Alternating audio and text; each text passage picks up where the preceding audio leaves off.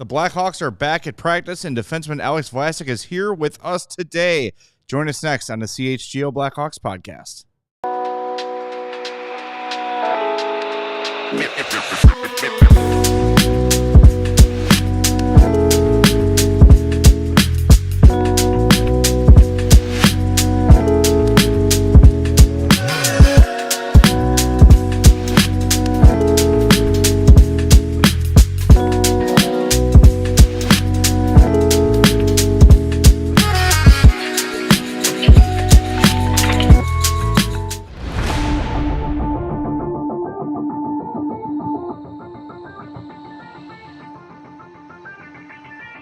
Happy Wednesday. Welcome into the CHGO Blackhawks Podcast. I'm Jay Zawoski with Mario Tirabassi, and Blackhawks defenseman Alex Vlasic is here with us today.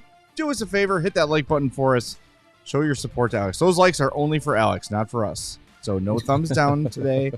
Everything positive for Alex. He's not done anything wrong. You're mad at us, not at Alex. So hit that like button. Make sure you are subscribed to our YouTube page as well. And if you're catching up on the podcast, make sure you're following or subscribed on your favorite podcast app. We'd appreciate that very much. Alex, thanks for being here, man. Welcome welcome home. It's been a while. How was your break? I know you went to Cancun, you said? Yep, it was great. First couple of days just kind of got some stuff done around my apartment and some little chores I had to do, and then got some sun, got some burns, that's for sure. But it was a nice relaxing break. Just specifically Cancun, was there a specific resort you want to shout out? Maybe it's free next time. Aroma. It was honestly the nicest resort I've ever stayed at. So I've never really been to a really nice resort, so it's kind of like my first time. But just the service and food was incredible. Just you? Any teammates come along? Or? Just me and my girlfriend. Nice. Yeah. Nice. Very cool. Yep. How do you feel now having the break and now coming back where it's 0 degrees? Yeah, it was tough. Tough wake up call getting off the plane, going from like 85 degrees to I think it was like 8 degrees when we landed. Yeah. So it was.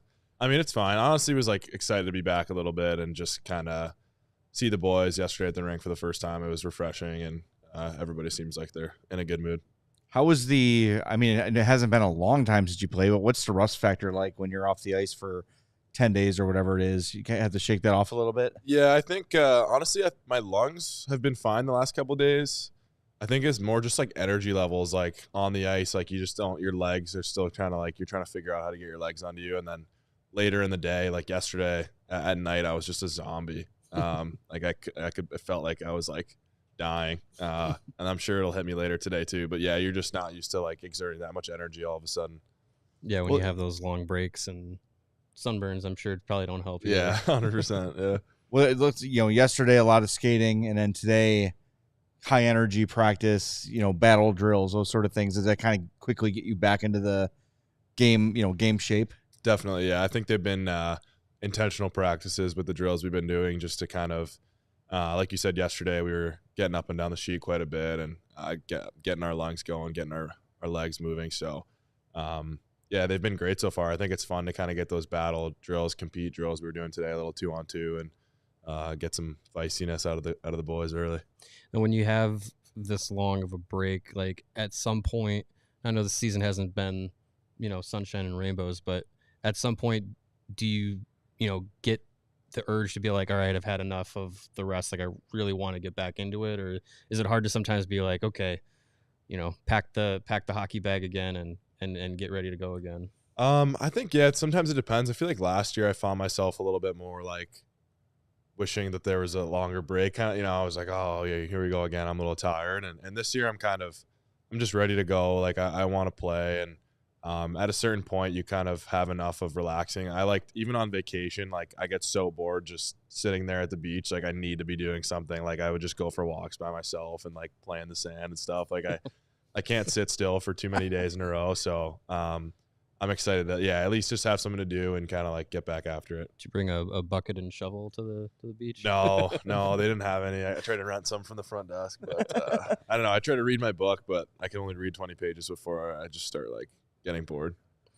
I'm with you on that. The vacation's for doing stuff.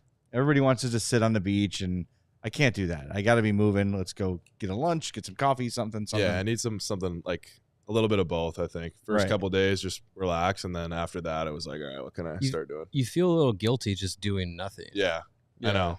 Like, I was calling my parents just saying, like, yeah, we just kind of like have been sitting on the beach all day, like for 3 days in a row. And my mom was trying to make me feel better by just saying that, you know, that's what you need. You need your body to relax and whatever. Which is true. Yeah. She was, supporting that side for sure. Well, I know you were a little bit disconnected, but the Four Nations has been the talk of the hockey world. I know you got to see a couple of the games. What have your impressions been of that? I know weren't really sure what to expect going into it in terms of intensity, and it's been 10 out of 10, like playoff hockey. Yeah, I definitely I knew it was going to be intense, and you know, especially the U.S.-Canada game, I knew there was going to be some big hits and guys were going to be playing physically, but I didn't expect to see fights. I think. You know, in the playoffs for the same reason, it's like everybody's just trying to be smart and disciplined. Nobody wants to get injured, even though the games are still very intense. And I mean, it was awesome to see that. I think you can kind of tell, not even just the hockey world, but like the sports world in general. I saw, you know, you never see hockey on SportsCenter or ESPN or anything like that. And then all of a sudden today, there was just like a bunch of, you know, they were interviewing Dylan Larkin. Like you just could kind of feel the hype behind it, which is huge for hockey. And I think they had 10 million viewers, the U.S.-Canada game across Canada and U.S. Yeah. So Yeah. it was, it's cool to see, and the hockey's been unbelievable. When you see that level of hockey, does it because I know your name was starting to get circulated for Team USA kind of at the tail end of the selection process, going, you know, forward now, as we know, Olympics, World Cup of Hockey, Olympics again over the next couple of years. When you watch, you know, this tournament going on, does it kind of get your juices flowing to think like, okay, I could be, you know, in the mix to be in one of these tournaments for Team USA down the road? Like, do you see that and like use that as like a little bit more like motivation? Yeah, definitely. It's nice to see that they kind of have those tournaments set in stone now, and we know for sure what the future looks like for international play. But yeah, just watching those games, I think it's every kid's dream to grow up and play for your nation and wear that, you know, USA jersey, for me personally. So I mean, yeah, it's something that at the end of my hockey career, I want to look back on and say that I accomplished, and to be fortunate enough to do so would be incredible. But it's definitely something I'm you know, looking forward to, and hopefully I can play myself into the conversation. Apparently, you just had to get traded to the Minnesota Wild to make the team. That seems to be the no. It's been so fun and so good for the game. And you know, we always are talking about. I mean, for years, the conversation about fights has been a big thing. Is it good for the game? Is it good for the players? Does it actually accomplish anything from a player's perspective? When a fight happens in a game, what kind of an impact does that have on the bench? You know, can it unite a locker room? What are your thoughts on the impacts of fighting in the game? I mean, yeah, I don't think that they should remove it at all. I think there's different reasons behind it. You know, sometimes, I mean, Maroon on our team, I think certain players have the qualities about them where they can kind of read when the team needs a little bit of a jump, needs a little bit of a boost, and then, you know, they go out and start a fight and try to get the boys going. And it gets you fired up. I mean, when Slags fought Shen and against Nashville, like, that was crazy. I was on the bench just like slamming my stick. I wasn't expecting it at all. And when you kind of see one of your brothers all of a sudden just drop the gloves, like it fires everybody up and makes you kind of stick up for them and play for them. So to be able to see that in international play where people kind of thought they were going into this as an all-star game and the games weren't going to be too intense and everybody was going to be going, you know, 80%, it's awesome to see. And I mean, obviously I think there's a limit to it. I don't think, you know, fighting should be like the main aspect of the game, which it's not. I think it's in a perfect place where it is right now. Now, the intensity of that USA-Canada game and now going into the final on tomorrow, what has been kind of the chatter in the locker room between, you know, teammates? Is it gotten intense? I know yesterday overheard Peter Mrazek was a little vocal that Czechia wasn't part of the tournament. Like, how has it been like with the group as this tournament is kind of carried over now as you guys have resumed again? Yeah, I honestly think between the U.S. and Canada guys, I don't think anybody wants to speak too soon. I think Mrazek's the loudest guy just right now because they won Worlds last summer, Right. And so I know some of their players had spoken about the fact that they were rattled they weren't included in the tournament. But yeah, I mean, I feel like, at least for me personally, U.S. won the first game, but they're rematching on tomorrow night, so I don't want to jinx it and say start chirping Canada or chirping Bedsy or whoever, because you never know what can happen tomorrow. Are there any like fun side bets and stuff? Like I remember back years ago, I think it was Kane and Taze for like the World Juniors. They made Taze wear a USA jersey or something. Is there anything like that between the guys? Not that I know of, not that I'm included in. But we'll see. Yeah, I mean, I could see maybe like Bedsy making the bet with somebody like Frank or somebody who was playing World Juniors and both won. So that'd be interesting to see if they made a bet about something like that.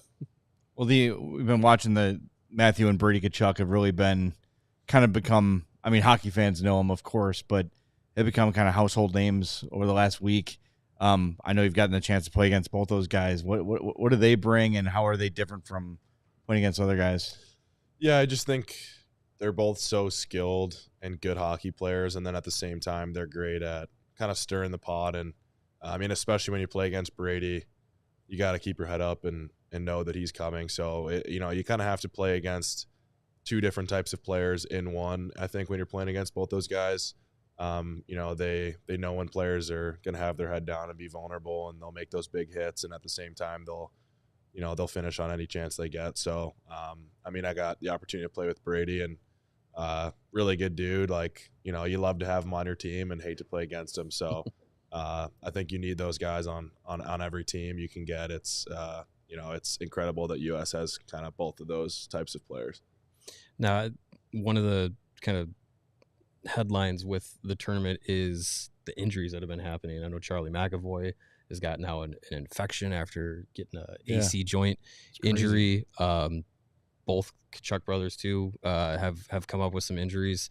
Does that, like, in the back of your mind as a player, like if you're going into a tournament like that where it's in season, like, is that something that you think about potentially, like, if you were to go and play in something like that where the risk of injury is still out there, or is that any different from just if you were playing any other game, there'd be a risk of injury? Yeah, I think if anything, maybe for me personally, I would think about it going into it, and then once I kind of was there, I think I wouldn't really think about it too much. I think it would be more as if you're just going into a normal regular season game. I mean, I don't know who said it. I saw a quote of somebody on US, but they're just saying that, like, right now they're only focused on those games there.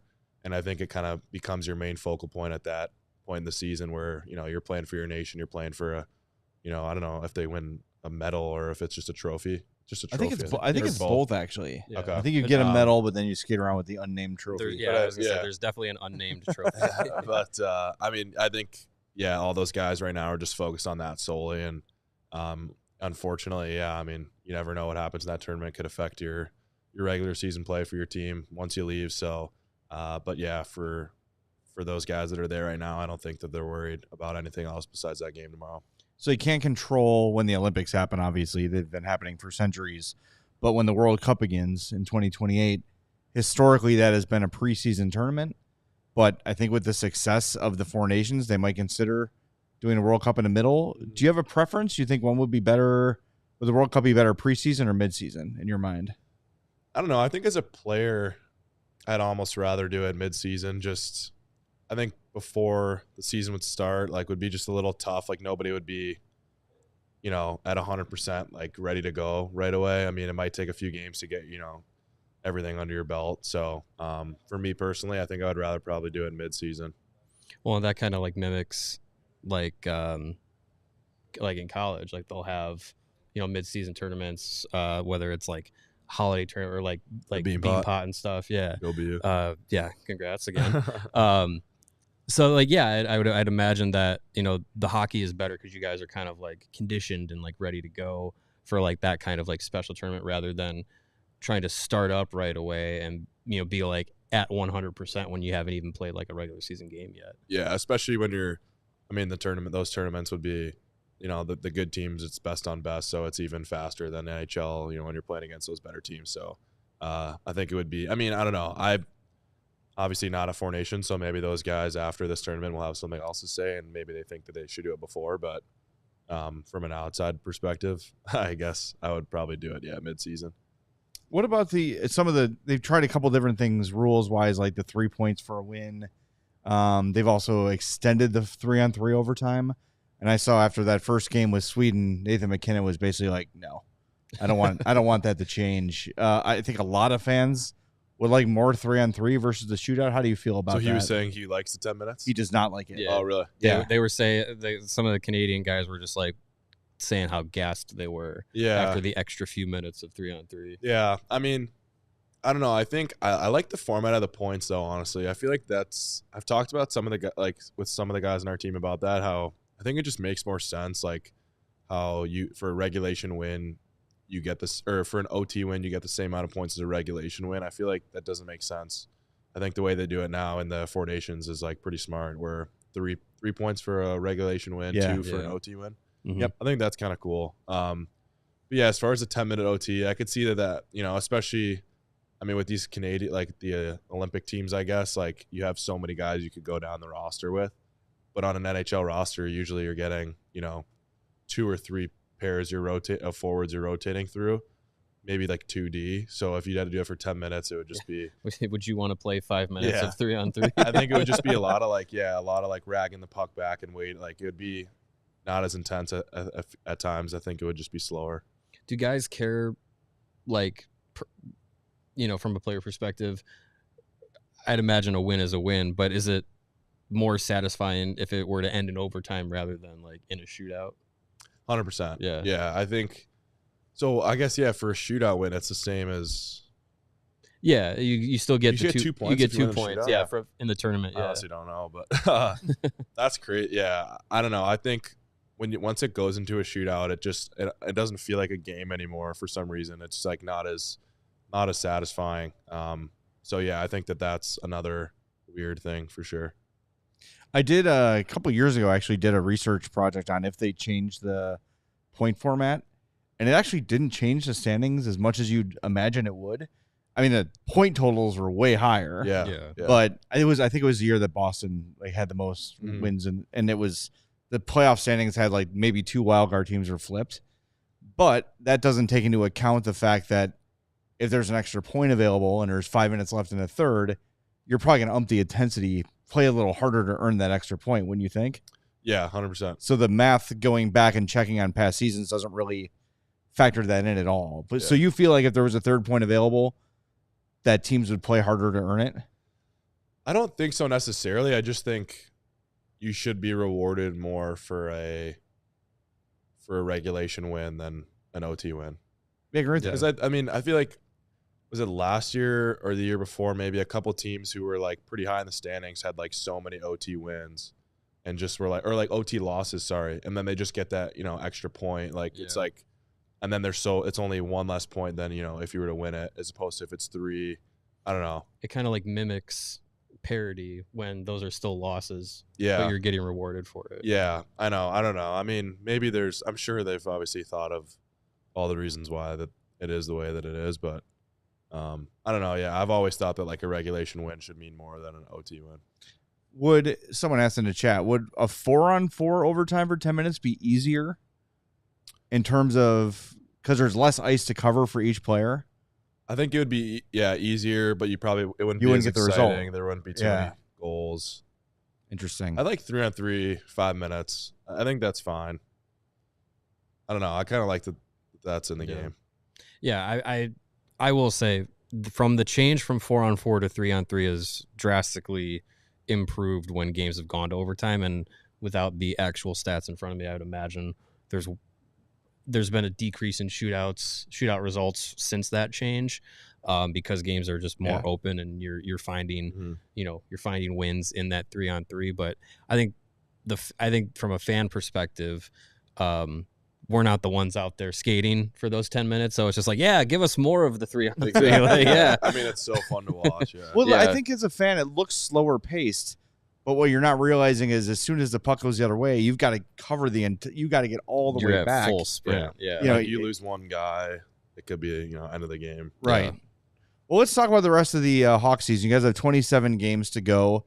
I know barring a miracle, the playoffs are out of reach, but What do you see as the things, that you guys want to accomplish here over the last 27? I think as a team, we kind of just have to focus on, like you said, what's in front of us. And we haven't had the season that we wanted, but we got to build on, I think the last week or two, honestly, has been pretty solid for us. Like going into that break, I think we were playing solid games. We were competing, scoring a few more goals. And I think we got to play like we have nothing to lose, which we don't really have anything to lose. I think we just kind of have to play a little bit more on our toes and shoot for some more offensive aspects of our game. I think everybody can contribute, and I definitely want to do that myself. But, I think we ideally can kind of just learn from the past and push it aside for now, and then just, put our noses down for the next 27. Sorry, Mario. Anders said today at practice that has been an emphasis is trying to just be more assertive offensively, getting more activation from the D, having the forwards be, like you say, on your toes.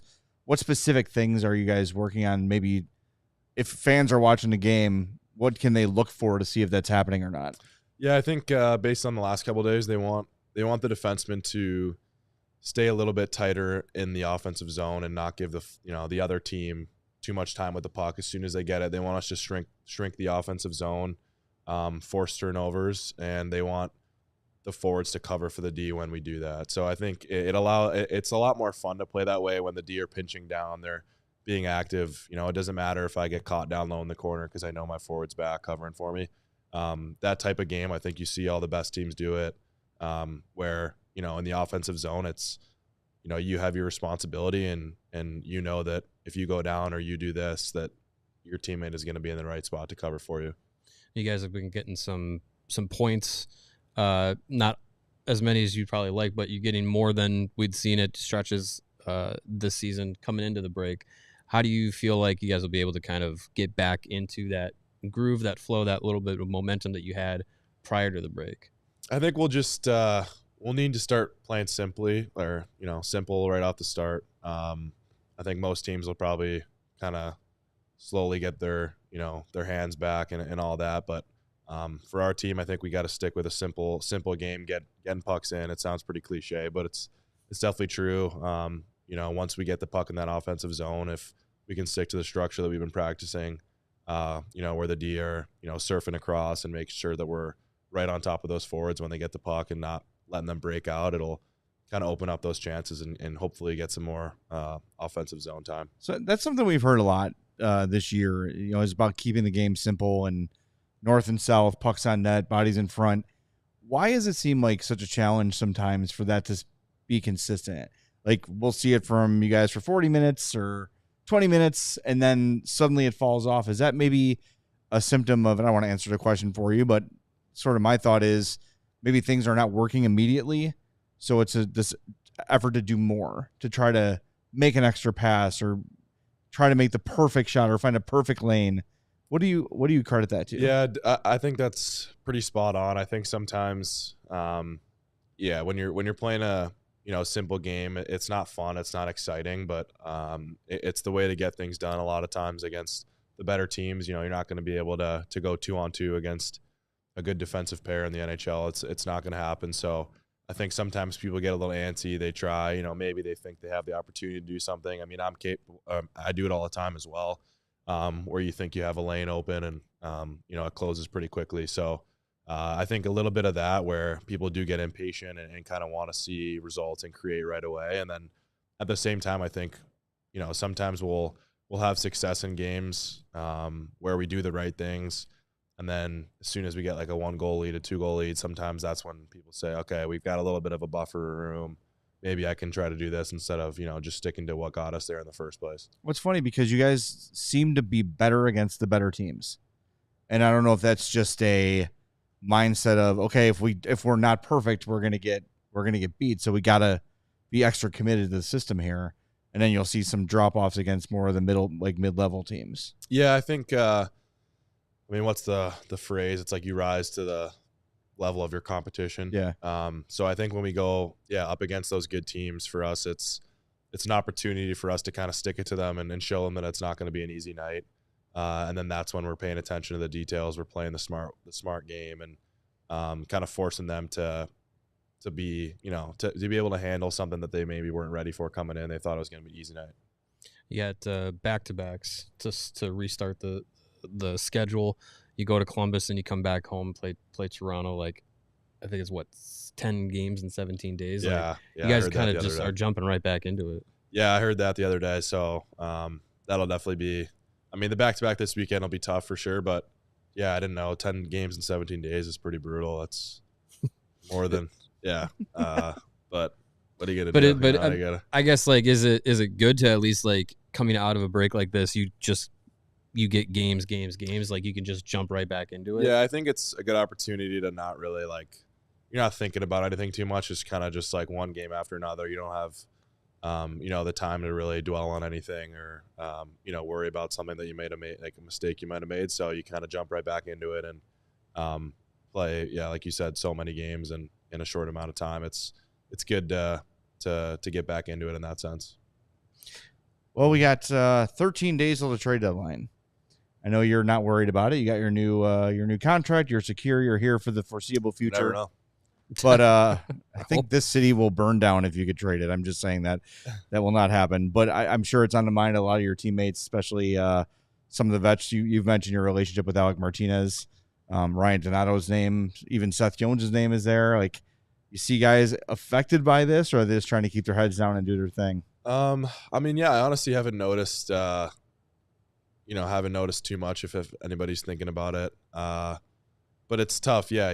I think we've got such a close team right now in terms of, the brotherhood that we've built, and it's going to be, no matter who gets traded, it's going to be sad. Hopefully, we all hope that nobody does and we can kind of keep what we have, but that's never the case. And I feel like, every team is going to try to make some moves at some point, but it's never an easy thing. Had to go through it last year for the first time with a couple of the players that we traded, but even this year with Halsey. So I think it's kind of nature of the business. And if anybody is worried about it, they're doing a good job showing that they're not. Well, I think, when you look at a team like the Blackhawks, and you guys are going through this process of kind of like rebuilding and building a team for the long term, like, is it hard to not, as a player that's kind of like definitely part of that rebuilding process, like, is it hard to not like look steps ahead and be like, yeah, well, if we did trade XYZ player, like, it would make sense to like try and do things for the future? Like, is it hard to kind of like look at it that way, or are you just kind of just focusing on being a player yourself? Yeah, I don't think it's too hard to look at it that way. I think at the end of the day, that's what it's going to end up, looking like, and that's what's going to happen. So for me, like I said, I don't want to see anybody go, but if it happens, I got to understand that, management had the best interest of the team in mind and for the future of this team, which hopefully I can be a part of. So I kind of, look at it from that aspect where, okay, you know what, maybe it sucks right now, but it might be beneficial in the future. Does it feel, with some of the young guys arriving, Nazar, Slaggert, et cetera, are you starting to see the light at the end of the tunnel a little bit? Yeah, it's fun. I think around the rink and just, positivity, like talking, it's definitely noticeable just from the young guys, like the energy that they bring in. So, I mean, I was, close with Slags, and so having him come, it's awesome to have him here. He's a beauty. Everybody likes him and gets along with him. So, kind of having those guys here. Deli's been great. But it's fun to, see them and see them progress and get better on the ice too. All right, we got 2 super chats that I missed that we got to get before we let you go. Frank says, during the 2014 Olympics, which team was the Vlasic household rooting for? Is that when Canada won gold with my cousin on the team? Yes. Yeah. Unfortunately, I was rooting for my cousin. That makes at that time. Makes sense. Yeah, I don't know. At that time, Yeah. I just kind of looked up to him so much, and I wanted him to always win. So I was definitely rooting for Canada. And then Max says, curious if plus minus is a stat you care about or pay attention to, or is it more for media and the fan base? Is it a more relevant stat for D-men? I definitely pay attention to it. I think it probably matters more so in the long run than it does for like a specific game, in my opinion. I don't know. I think that there's some games like, I mean, I'm not trying to like say that I'm, if I play well or whatever, like there's certain games where maybe I think I play well, but I'm still like -2 or -3. Like it's just, you're on the ice for stuff that happens. Some games, this year I was like -4, and some of the times I do play pretty brutal. I think it's just like, I think it's sometimes a little bit unlucky in terms of being on the ice for goals against, but for the majority of the time, I think it depends what kind of team you're on too. Like if you look at, the best teams in the league, like everybody's +30 or whatever. So you can't, you got to take it with a grain of salt and realize that it's different from team to team where they are in the standings. But I mean, for me as a defenseman, like I definitely think about it. I think, I'm not going to be super huge on focusing on points. Like my main priority is to not be on the ice for a lot of goals against. So, I definitely look at it and pay attention to it. Well, I feel like too, like there's a lot of micro stats now that go deeper into the story rather than just, Alex Vlasic was a -3 tonight, he must have been bad. Like, well, no, like, you see different, you can track different measurements, like who else was on the ice, who you were playing against, like what plays led to goals. Like, I feel like there's a lot more that goes into it rather than just the strict like plus-minus number. Yeah, definitely. I think also too with like empty netters. I mean, I'm not at the start of the year with Jonesy out, I was like the defenseman out there that would like eat the dashes if we ever like a 6-on-5. But I mean, I know a lot of defensemen, a lot of forwards like on our team, when you do pull the goalie, like you got to risk the chance of being a minus. And I know a lot of guys will definitely soak those minuses from that. But yeah, I think it's a stat that some people care about, some people don't. I think you can't let it bother you when it doesn't go your way, and you can't let it pump your tires when it's, looking good. I think you just kind of have to be mindful of it, and when you have a good game or not too. Like it's not the end of the world if, you're -3 after a game or something like that. You just focus on the next one. You just don't want to be the top of the Masters leaderboard. Yeah, exactly. Yeah. All right, we got one more. We got to let Alex go. Gabe will get this in quick. What's your favorite place to eat in Chicago? My favorite place to eat? Shout out a couple. I think they're actually run by the same like company. Guilt Bar is probably my favorite restaurant. Like sit down dinner spot. Au Cheval or Au Cheval. Yep. Solid. Unreal burger, favorite burger in the city. Those are the two that come to mind right away. All right. What was the best thing you had in Cancun?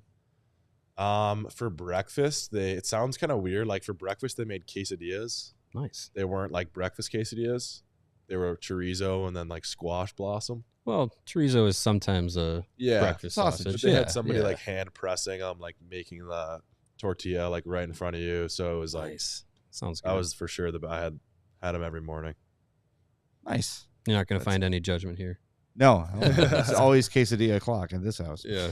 All right, we're going to let Alex go. Thanks, everybody, for your great super chats. Make sure you hit the like button while Alex heads off set to show him the love. We appreciate it, Alex. Thanks for being here, man. Yeah, thank you, guys. Thanks, Alex. All right, we'll be back with more in a moment on CHGO Blackhawks.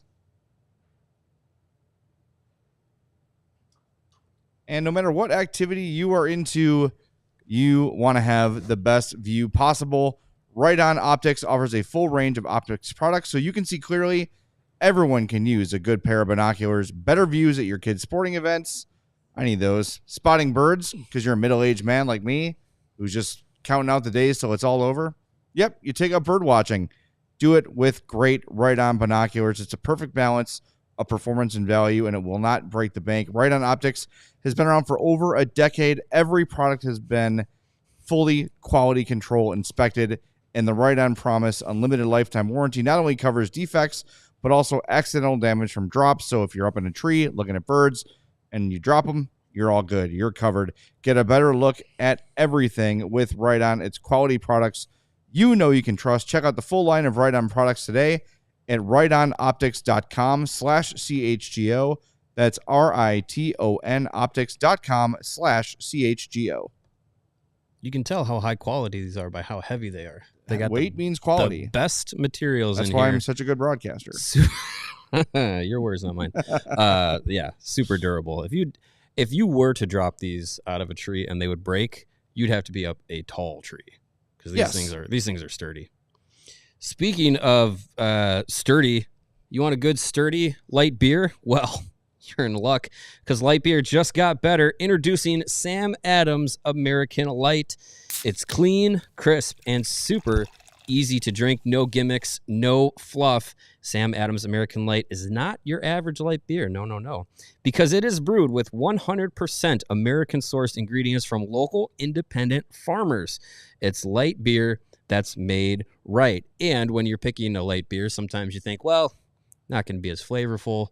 You know, I'm trying to watch calories. I'm trying to watch, stuff. No, with the Sam Adams American Light, it's no compromise. You're going to have a great tasting, very refreshing light beer. It's an American classic so smooth, you'll want to crack open another one because what's better than one beer? 2 beers.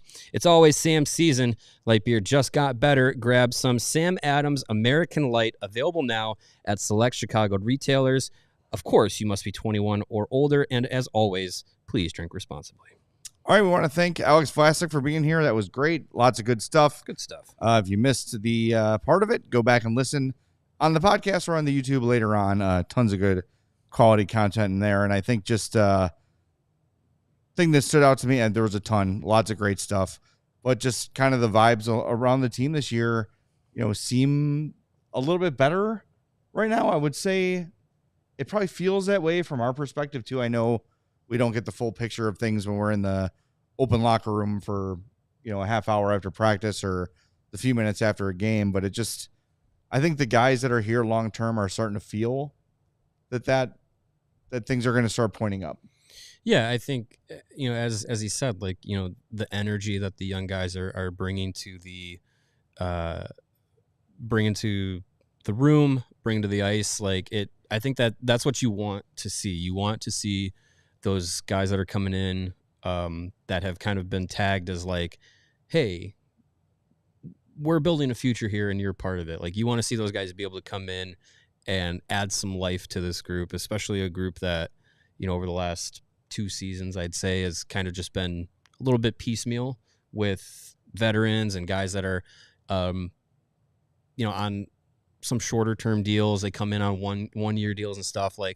The future pieces, you want to see them start coming in, bringing in some energy and start, building that chemistry. And I think a lot of that has been done by the Blackhawks through the off-ice prospect camp, getting guys in, bringing them up together through Rockford and whatnot. I think that's a big part of it. So it's good to see that as Alex said, you get Frank and Landon and guys and Ethan Dalmascio in, if it gives a boost of energy to the group, that means that those young guys are coming in with the right mentality. Yeah. And they're making an impact. I just, mentioning too, obviously Slaggert probably has no problem winning over veterans, but if there was ever any doubt left when he dropped the gloves against Shen, yeah, I think that's how you look. As fans, we can talk about almost dropped my computer. We can talk about the value of fights and if they result in wins or whatever. All you got to do is watch the way teammates react to fights to see that they do matter to those guys. Yeah, and they do unite, even if it's momentary. And Alex said it himself, look, if we're in a game and it feels like we're kind of slogging through it a little bit, somebody like Pat Maroon is going to pick up on that and do what he can to take care of it. Now, does it actually make the team better? You couldn't possibly measure that.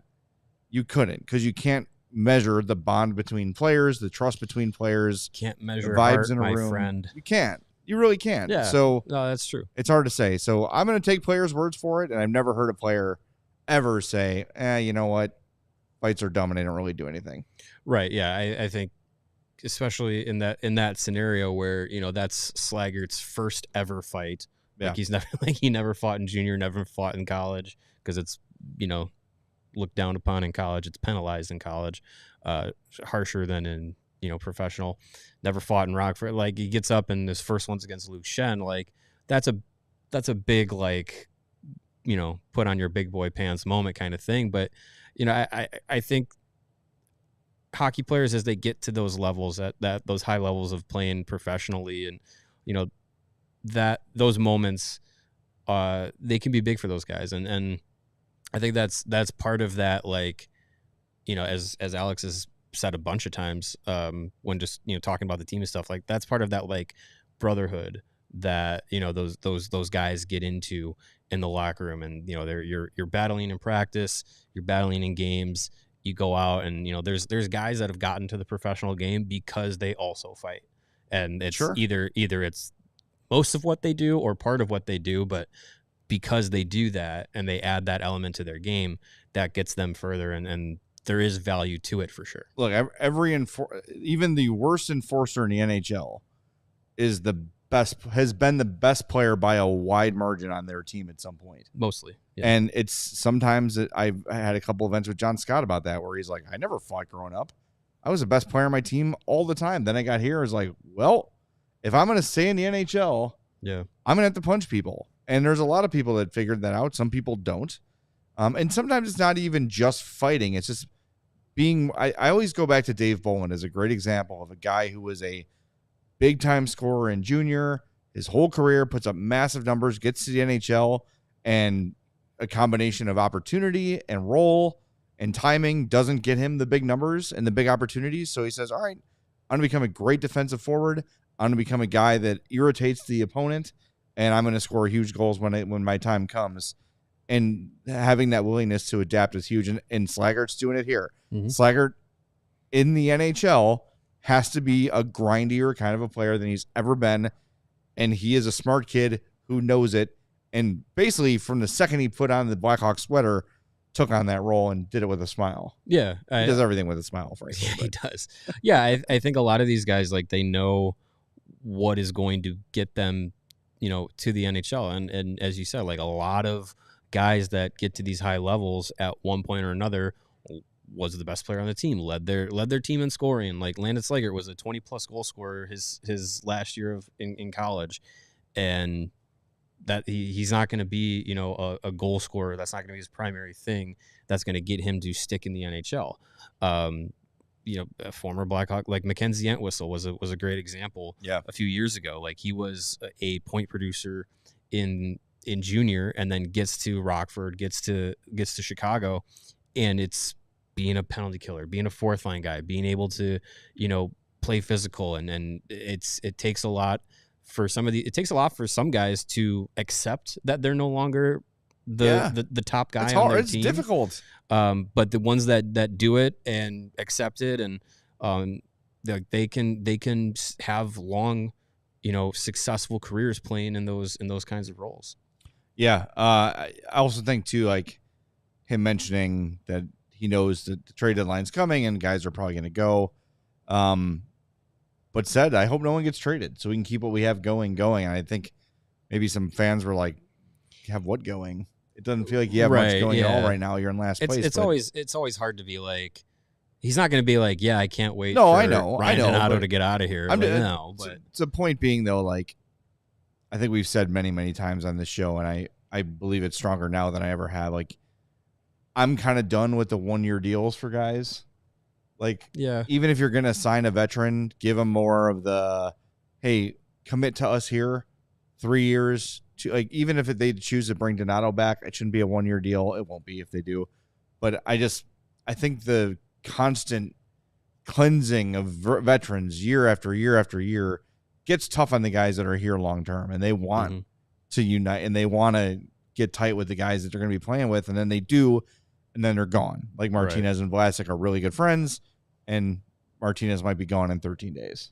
Yeah, I think it's hard to, develop a relationship with, a large group of people, and then know that some of them are going to be not in that group anymore. And, not to say that these guys, don't have friends on other teams and stuff like that, but when you get to a team and you're in a locker room and you get that relationship with, certain teammates and stuff, and then, they're traded, like, it's rough. Like, it's a rough part of the actual business side of hockey. And I think, for a young guy like Vlasic, like he was talking about, like, going through it last year and again this year, like it's tougher. Some of these veterans like Maroon and Martinez, they've gone through many trade deadlines. Yeah. They've seen many teammates on the move. They've been on the move. Like it's it's kind of that rough side of the business, but I think at the end of the day, like, we've seen a lot of,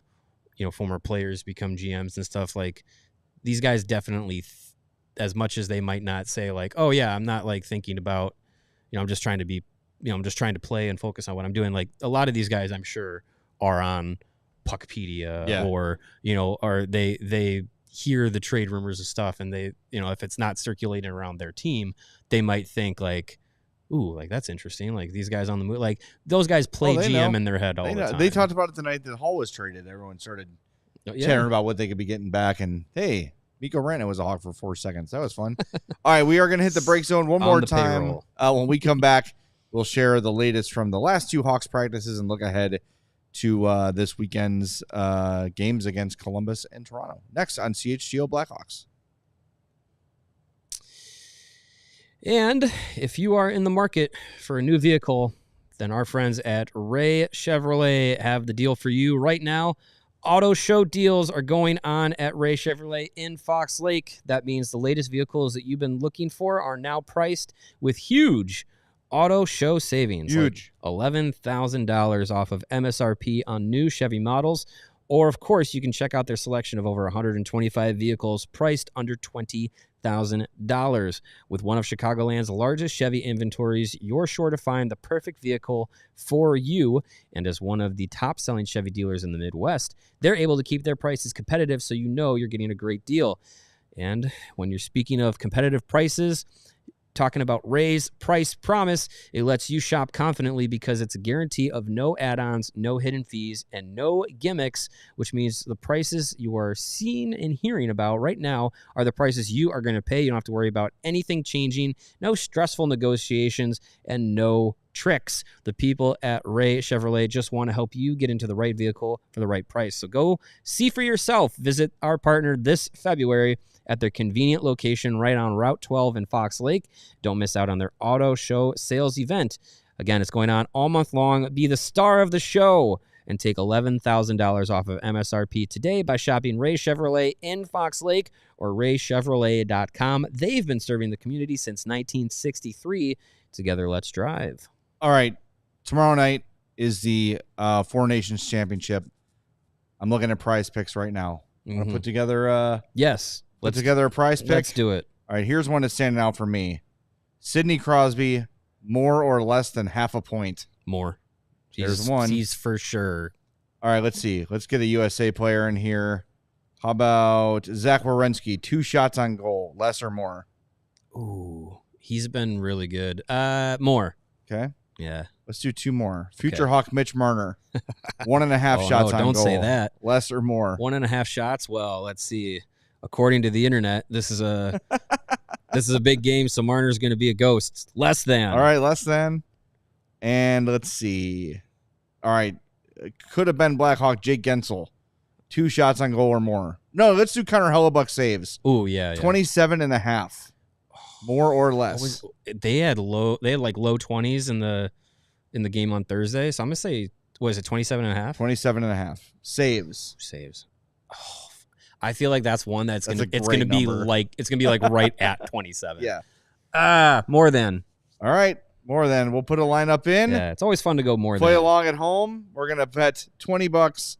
We're gonna win. We're betting $20. I'll do it. Let's do the power play. I'll split it. I'll hit your so we'll win up. 10 times. $20 wins us $200 if all 4 hit. Sure. All right, we're in. That's what Prize PrizePicks is. That's better than any ad copy they're going to give you. Live PrizePicks. That's how you do it. The Four Nations is live on there right now. Check it out. PrizePicks is the best place to get real money sports action. Sign up today and get $50 instantly when you play $5. You don't even need to win to receive the $50 bonus. It's guaranteed. PrizePicks also offers weekly promotions that lead to big payouts like Taco Tuesday. You guessed it, Tuesday. PrizePicks discounts select player projections up to 25% to provide even more value for your lineups. Download the app today and use the code CHGO to get $50 instantly after you play your first $5 lineup. Again, download the app today, use code CHGO, and get $50 instantly after you play your first $5 lineup. PrizePicks, run your game. That's what I'm talking about. Yeah. $200, that's free money. Can't wait. Yeah. Tomorrow night's going to be awesome.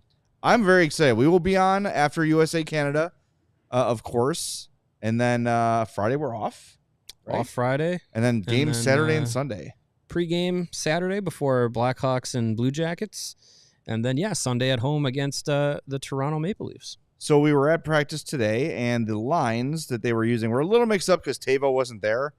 So you had basically the same lines you had going into the break. Bedard, Slaggert, Donato, Nazar, Kurashev, Bertuzzi, Foligno, Mikheyev, and we can assume Teravainen, and Reichel, Smith, and Maroon. Your D pairs were Martinez, Jones, Vlasic, Murphy, Brody, Crevier, and Allen and Del Mastro. If I were to guess, I would say that Allen and Del Mastro are the scratches. Yeah. Curiously, by the way, if Crevier comes back and is activated, which looks like will happen, they'll have 8 defensemen and only 12 forwards on the roster. It's odd. You'd think they would send one guy down because to have an extra forward. Doesn't Rockford have 3 games this weekend? I'd have to I think look they at the played schedule. three games in 3 days this weekend. So they're probably going to want some defensive. If you're not going to play Nolan Allen, if you're not playing Allen or Del Mastro, like I know they just brought him Del Mastro back. yeah, But I mean that was with Crevier out. Coming off a concussion protocol, but he's clearly ready to go. So He flat out. By the way, Sorensen said that today. Yeah, He's ready to go. and he said yesterday he's looking like he's going to go. Now he's definitely going to be in the lineup. But it's just puzzling to call up Del Mastro to bring him back and then have him and Allen sitting. And I know TJ Brody missed yesterday because of a family situation, but he was back today. He's gonna be in. It's just I don't know. So it's a little odd. I'm wondering if because Tavo was scratched for Finland's last game for illness, I believe. Yeah. So if he's not ready to go, they might go 11-7. Well, they're off tomorrow completely. Yeah. And then Friday we'll do probably a short practice and then head to Columbus. So if he's just sick, chances are he'll be better to play by Saturday. That's the hope. You'd think, yeah. But we'll see. I mean, and by the way, you speak about Allen. Allen has not played since January 30th. He's been a healthy scratch for the last 4 games. Yeah. Like, I don't know. If you're don't just let him sit here and rot. I really like the way he's played, but I like Del Mastro playing too. I like Crevier playing too. So if your plans are still to have Nolan Allen not playing, send him to Rockford and let him get some game time in. Yeah, him or Del Mastro, either one of them, I'd be fine with. I know Del Mastro went down and played during the break. Yeah, maybe Allen, if you're just continuously sitting him, you could send him to Rockford. You were right. 3 games, Friday, Saturday, Sunday, this weekend for the Ice Hogs. Home, and then road game Sunday against the Wolves. Yeah. So we're road game. Right. So if you wanted to get a guy down from the defensive group or get a guy up, they're not going to have to travel far. We'll see. I don't know. The 12. I mean, anything can happen. Like you could have a guy take a puck in warm-ups, right, and not be able to. And you're 2 weeks from the trade deadline. You'll be 10 days from the trade deadline when they next play, or 11 days, whatever it's going to be. Like someone picks up the phone and is like, "Hey, we're going to give you a 2nd-round pick for Pat Maroon." Okay, but we don't have anyone here to play. I think they've got to bring up a forward, just to protect against something like that too. I mean, the Taylor Hall thing came together very quickly, and that was a massively complicated trade. Right, your average NHL trade can come along really quick, and again, someone takes a puck off the foot or the face in warm-ups, and you're a man short. Yeah, so it's be interesting to see how they navigate it. But having 2 more days before they head out to Columbus and get games ready to go again, they have some time to have things be flexible. So I'll be interested to see who gets to start too. I'm wondering how Sorensen will handle the goaltending rotation. By the way, there was an non-update on Laurent Brossoit yesterday. He's not playing this year. It sure doesn't feel like it. He's not playing this year. How many weeks has it been since the initial 4 weeks? More than 4 weeks. That was in November, right? End of November, it was like, 4 weeks. And then it became, he had another procedure. It'll be 6 to 8 weeks. And that was at least 8 weeks ago. That was Luke Richardson when he had the second procedure, wasn't it? I believe so. Yes. That was I think it was like right beginning of towards the end of December. that. Yeah. So there's no way he's playing this year. We're February 19th and he hasn't been healthy enough to regularly be on the ice. I've not seen him in since person. August. Yeah. I see him leaving the UC at the end of games. Like, he is alive. That's good. But like, no, there's no way he's going to play this year. Well, I really would like to see Soderblom get 2 out of 3? 2 out of every 3. Yeah. I'd be fine with that. He certainly earned it. He's been playing better. We had the discussion today before Sorensen came in about, like, well, God, if Brossoit does come back, would Soderblom get through waivers? I feel a little bit better about it today than I did 2 months ago, because a lot of the teams with big goalie needs have addressed it. Well, especially if you do it post trade deadline. Yeah. You're probably not going to have anybody that's going to grab anybody. I don't know. It's probably easier that way because teams are going to be figured out, basically. But Brossoit is not going to be playing in the next 13 days, so you don't have to worry about that. But right. It's just, I know it's a problem that none of us foresaw. We are also ready to just move on from Soderblom, and I'm glad the Hawks didn't. Like, they should not listen to fans, because hindsight, when you listen to fans, you become one of them. And I'm putting myself in that category too. Yeah. I don't know. It's kind of a good thing if you want to silver line the whole Brossoit thing, that they haven't been forced to make this decision with these 3 guys. Yeah. Because I don't know what kind of market there is for Mrazek. Again, if a team suffers an injury between now and the deadline, maybe. But I don't know. It's going to be interesting to watch. Yeah, and it definitely gives you something to think about going into next season with Soderblom being an RFA. You have Mrazek under a contract for another year, and Brossoit also under a contract for another year. So, given the way Soderblom's played, I can't imagine at this stage now, if you had told me at the beginning of the year, is Soderblom going to be re-signed, I would have probably said no. But now it's like, there's no way they just let him go. Yeah. So now you got, if you don't do anything aside from signing Soderblom to a new contract, now you have 3 guys that have legitimate cases to be NHL goalies, rather than started this year it was assumed Mrazek and Brossoit. So now you got an interesting situation there where, do you buy out Brossoit, just say, hey, this didn't work, sorry? Maybe. Do you move Mrazek? Like, I don't know. It'll be interesting to see how Kyle Davidson navigates all that, because the injury has allowed Arvid Soderblom to find his game in the NHL, but that's also now thrown a 3rd goalie hat into the mix for next year. Yeah. A little bit of breaking news here from Frank Saravalli regarding the 4 Nations. Hearing Team USA has invited Devils defenseman Brett Pesce and Sabres center Tage Thompson to travel to Boston as insurance for potential illness injury replacements. Ahead of the clash versus Canada, USA would need to drop below roster minimum thresholds for either to enter the lineup. That is with Quinn Hughes not going. So now Quinn Hughes is not going? Is this the latest thing? So, yeah, this is from Pierre LeBrun. Team USA has been informed Quinn Hughes is not traveling to Boston, wasn't medically cleared, and also Pierre LeBrun continued, sounds like Team USA looking for a couple other players just as insurance because of illness.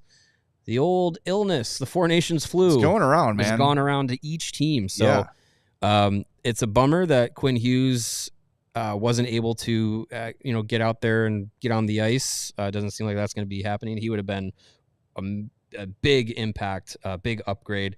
But Pesce and Thompson being in the mix, if they're needed, those are fine guys to have in a pinch. They've got to figure this out for the World Cup. They're going to have a completely set of made-up rules for the World Cup. Because this injury thing is, it's like COVID level restrictions on stuff. Like, just, I was thinking the other day, taxi squad. Yeah, bring back the taxi squad. Yeah, Come on.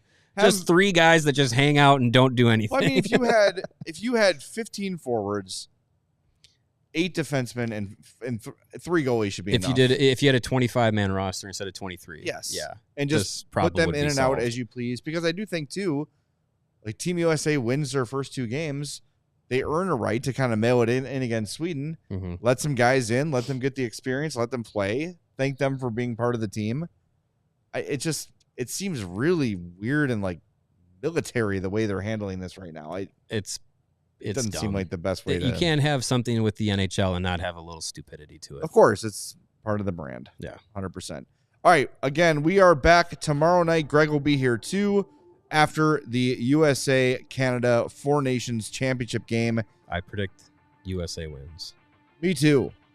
6-1. Oh, no, I'm not saying that. Big victory. We just hope that our prize picks get through. Yeah, that's all we really care about all at this matters point. Now. But make sure you're there for us post-game. It's going to be an awesome time, win or lose. So don't miss it. And again, we're off Friday, then back with back-to-back games Saturday and Sunday. The NHL is back. We'll talk to you Thursday after Hawks, after Team USA and Team Canada in the 4 Nations on the CHGO Blackhawks Podcast.